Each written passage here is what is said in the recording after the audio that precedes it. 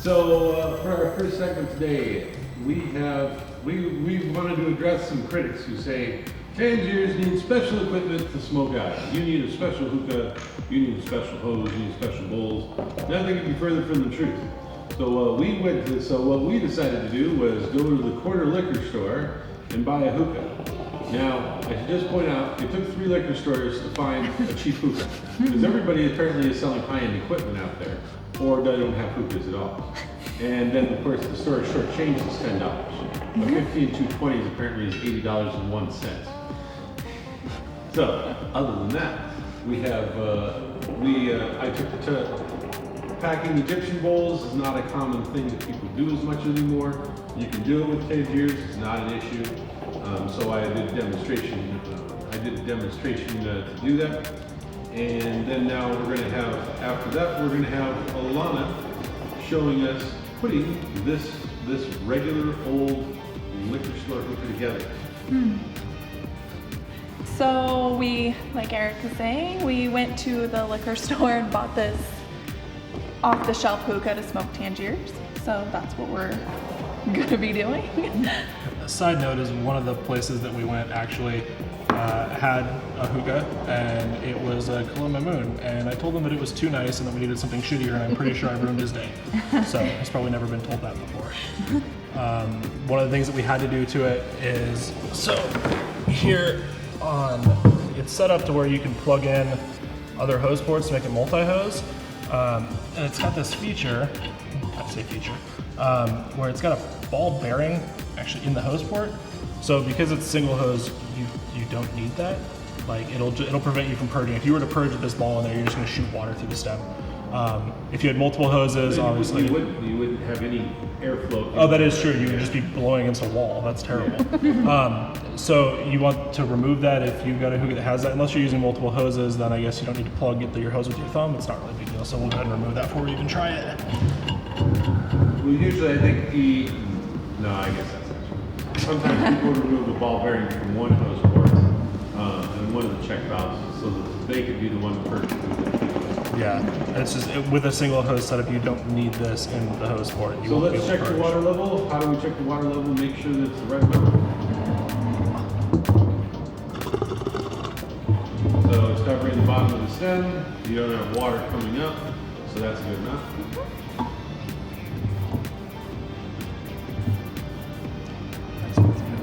Wow, like a pro. You've done this before. Yeah. So then we have the gasket. It came with the hookah though. It did. Okay. Yes. Just we left it on the hookah. This preparation. Secure this since the base is wonky as fuck.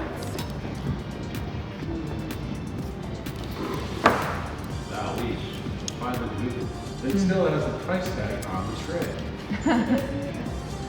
Fancy. Send it back.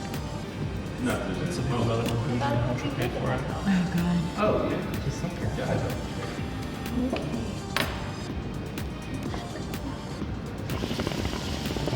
So you want to start with the pork one? We're just going to start off with pork.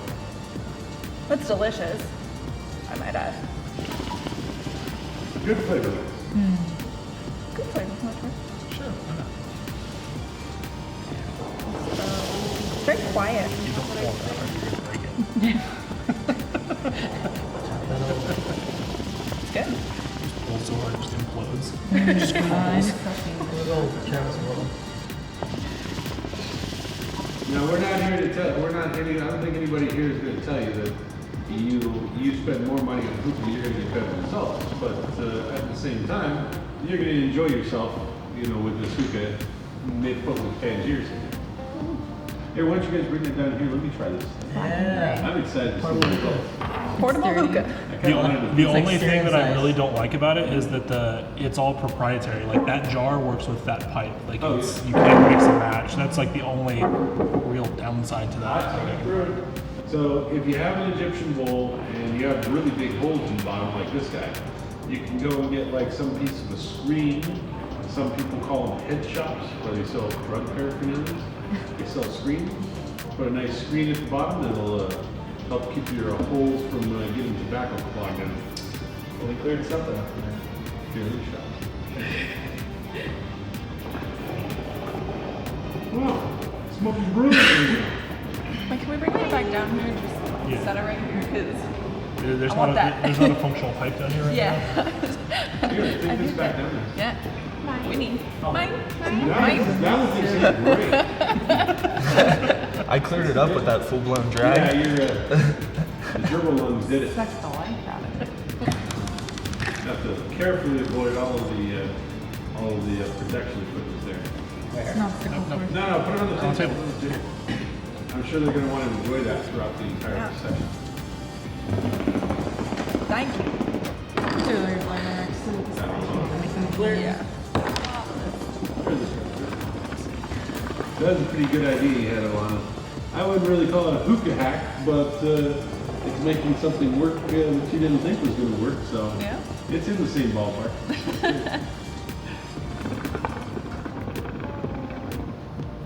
So, well, we got that knocked down. So let's talk about some I don't know, some new flavor mixes. Okay, so I've tried a couple different mixes just within the last 24 hours. The one I'm currently smoking was suggested to me. It was the Leviathan and watermelon. It is, let's see, 12 to 9 watermelon and then 9 to 12 Leviathan. It's actually really nice. I was worried that the Leviathan, the lavender in it would overpower it, but it didn't. It's actually it's really pleasant. It's very, very nice. And a couple of you guys actually tried it, and so far I've heard overall positive reception. And then the second one I tried earlier before this one was I did coconut and guava. I actually got that suggestion. I kind of got that from one of the other people who worked here. What was the ratio on that guava? Okay. I did from 12 to 9. I did the coconut, and then 9 to 12 I did the guava. Just because when I first tried it earlier this week, it was more guava than coconut, and it was good, but I kind of wanted to bring out more of the coconut, the smoothness of the coconut, I guess, just because that is a flavor I'm personally more fond of.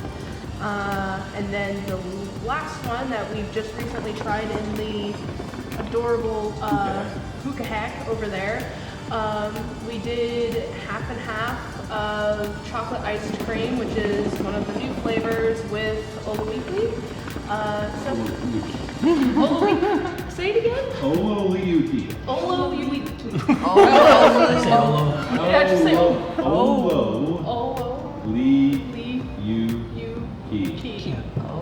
I'm not. Five. Olo. I'm just gonna say Olo because If you're sitting here listening to this on your computer, your mobile phone, whatever, and you don't know how to pronounce Ololiuqui, you're not alone.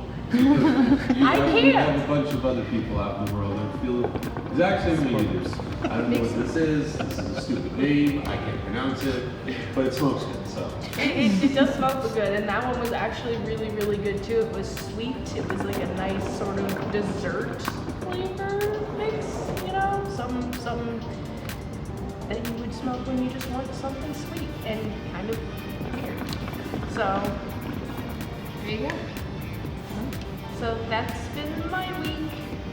Bougie flavor, Asian. all right. So now I believe. So now we have the $70 liquor store special. That is also, if you'll note, it is not the same level. It is tilting to one side. The ball bearing goes rolling across the table. Now, if somebody wanted to spend more money and get better performance, now we have a Russian product here that's newly hitting the market, and Travis wants to spotlight it for us. Alright guys, so we already saw the Hookah Hack liquor store corner hookah.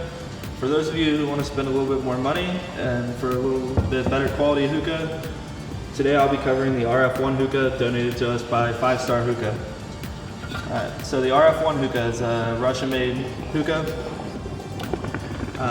Out of the box for $169, you get the stem, tray, heart. You get a Russian clay Egyptian style bowl, and you get a silicone washable hose. It does not include a jar, so for those of you who do need a jar, this fits most other jars, and that'll typically run you a similar price range to most other Russian pipes on the market. So for everything you need, you're looking at about $200. Alright.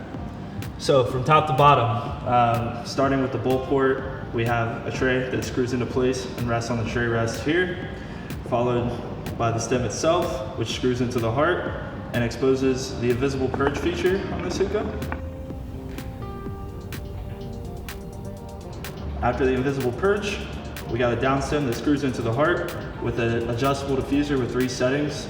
So the 3 settings from top to bottom. Top is going to be your most open draw, then your middle, and then your bottom all the way down is going to give you more closed, restricted draw, more traditional style, which is the setting that I'm currently smoking on.